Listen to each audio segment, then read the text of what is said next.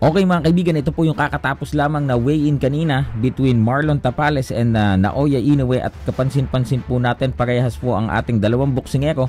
Parehas pong maganda ang kanilang pangangatawan, wala pong problema sa timbang. Si Naoya Inoue po ay tumimbang ng 121.7 pounds at si Marlon Tapales naman po ay tumimbang ng 121.3 pounds. Parehas po yan under sa 122 super bantamweight limit sa kanila pong most anticipated, undisputed bout mga kaibigan. Ito po, check po natin ang pangangatawan ni Naoya Inoue.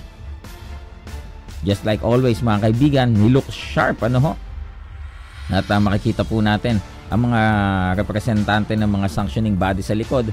We got from the WBO, Leon Panoncillo, and we also have the WBC representative, WBA and IBF mga kaibigan.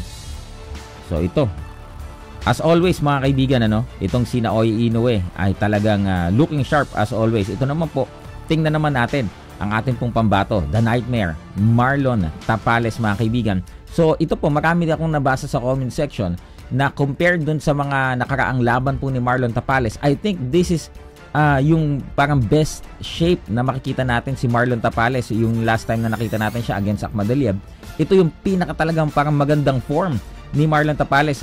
By the way, makikita natin sa stage ngayon, GAB Chairman, Attorney Richard Clarin. Ayan, nandyan para sumuporta. Ito na po, Marlon Tapales.